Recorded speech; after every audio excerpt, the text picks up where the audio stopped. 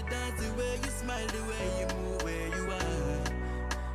It makes me wonder.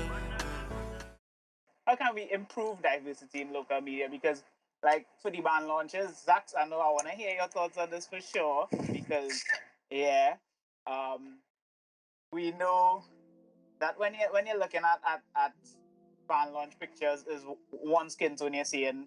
Um, for the fellas, I have noticed that is only one body type you see for fellas, especially is always the bosses man. I mean, yeah. So, um, how can we improve diversity in local media?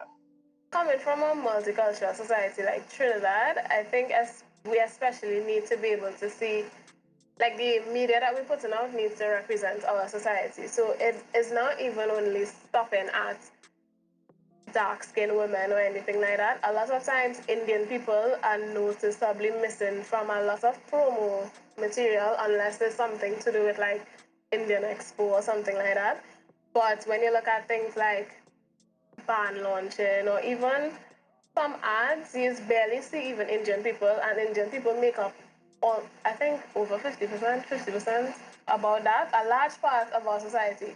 So I think in media, we definitely need to represent our society, because at the end of the day, how you could have so many different people living in this country, and it's not even to say, well, for one, beauty is subjective, and that's the whole point of it. Beauty is subjective, so you could literally find somebody that everybody else will, somebody like everybody, somebody would find them beautiful.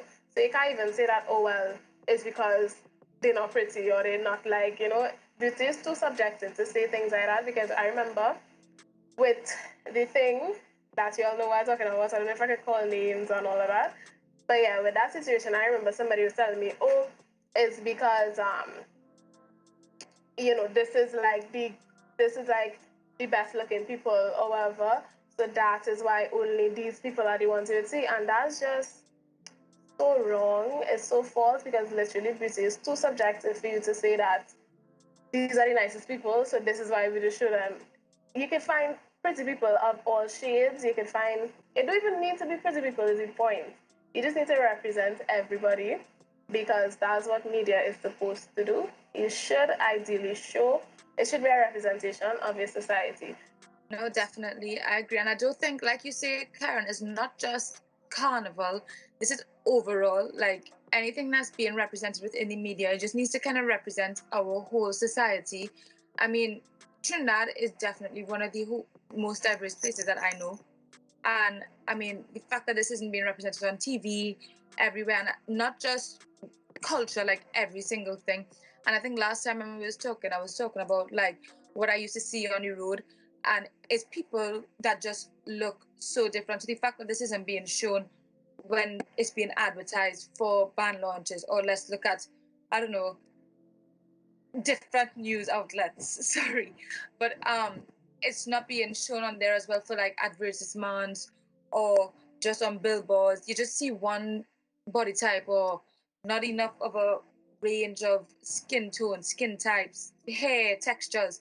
I think it's disappointing just for kids growing up and for us as well, seeing it as adults. Because the fact that we still have to talk about it and we're talking about it here is kind of like, and it's not just in Trinidad, it's here too. It's a bit old and it's tiring. It's kind of like, really? Why is this not happening?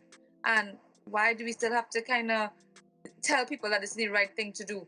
But I think it's very important. And I think band launches is kind of a big step and to start with, because they have a big, not just say, but a big following. People love to see it. So if they could bring all these body types on stage and get people to do it because people love to see those things, I think that could be a big push forward. And I think it needs to be done, definitely. When it comes to men and like media, we the biggest, I believe, I think I'm not going to, so the biggest department store like for men's clothing and to do, I believe, is like men's clothing, like that's whatever the case is. If you watch Instagram or like any one of their campaigns, I have never seen a bigger man. They all look the same. They literally all look the same. And if you're providing men's clothing in all sizes, then shouldn't at least one of your models look like, you know, a regular person? Like they live in the gym. Who are you providing clothing for? Like if you have like plus size ranges, I expect to see like a plus size model. Imagine that we have to see like Rihanna releasing like the Fenty and the men's line was the first time we see bigger body men in a campaign like that. And locally, like we have a lot of bigger body men here. That's kind of weird. So you just need to do a better job. I think just locally men are less complacent, or like we know we really voice that, but I know it bothers us on a subconscious level. Like that's what we're seeing, and it's just just cannot toss it under the rug. But they need to do better and to use their platform well, because they only fit this narrative that like all their customers look like they live in a gym, and that could never be. And another thing to add is that really and truly, representation is something as a brand, once you care about it, you would find people to do it. Because a lot of times you see as well where, after we start to make a little fuss, they will say, okay, here, look one. And it's like the tokenism is another thing that we kind of need to stop. But it's like, okay, only one that Adaki here, take this one. And as Shaq say, it always have to be, they have to have the perfect body. They have to have, the hair have to be a certain way, So you just, as a brand, really and truly, you just need to care. And as a consumer, you could tell which brands care. Like you just see which brands actually care about representation and not just doing it just so they wouldn't get dragged on the internet. Well, I was gonna check in that tokenism, so that's good vibes. How do we avoid it? How do we? Because as I say, they'll just do it because it'll appease some people and they won't get dragged on Twitter. So how do we mean how as me well for the media? How do they avoid tokenism? You know what? I think, Karen, it's so well. I want to say it's easy, but then I guess for some organizations it's not. I think you just kind of have to care about representation and inclusion. You just have to want to do it, but then some places actually don't see the importance and they just care about the money.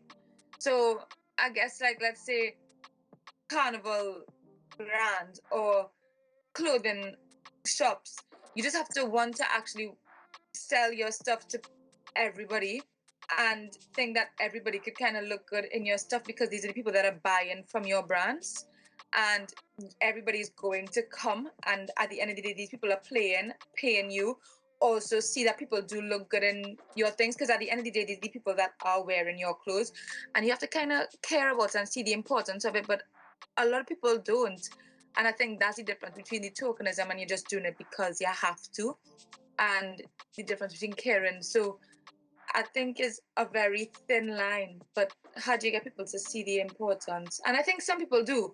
Some people genuinely do, and you could see the difference between. And I mean, there was one time, and again, I can't call the name, but me and my friend Zara, we won a carnival competition. That was the first time we played mass. And when we did, I think people kind of was like, oh yeah, two thick girls, it will look real good, Oh yeah, two thick girls won that because we were two bigger girls who won a carnival costume, and it was like, yeah, great, show it. We love inclusion, we love diversity, bring great. But I think when you actually genuinely care, it looks so much better than when you just pretend, and you can make a lot more money from it. So if you ever have to do marketing, then yeah, be real with it and don't fake it. I have a point to add as well.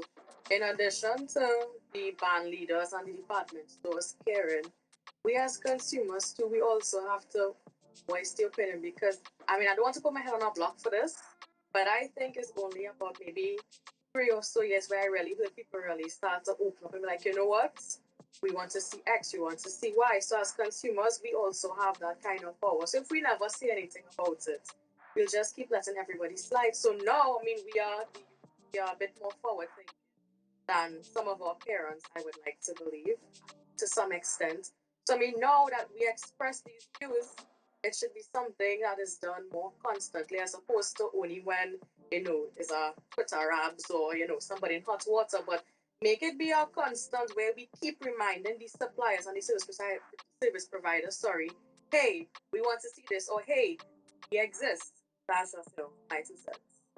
I wanted to touch on piece of a point you made with regards to body image and carnival and media portrayals.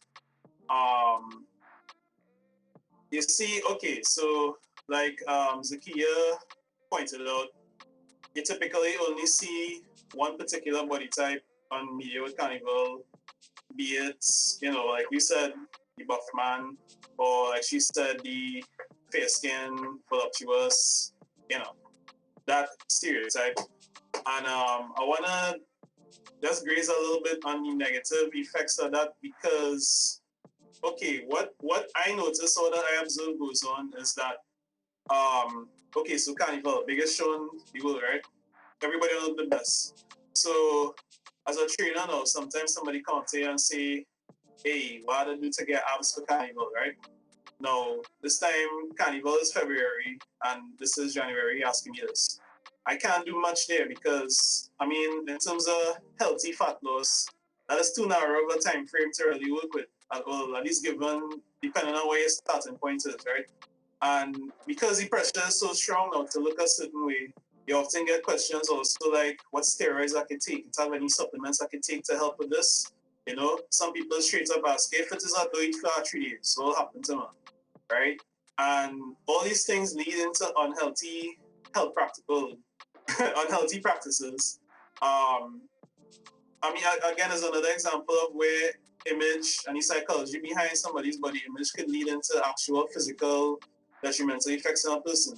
And so, to add to the point now, I think it's important to have a more accurate representation of how people would look in these media events, be it carnival or commercial modeling.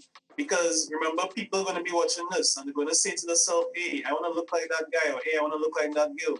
And then you might have scenarios where perfectly fine dark-skinned girls want to bleach because they notice all the models on media light skin.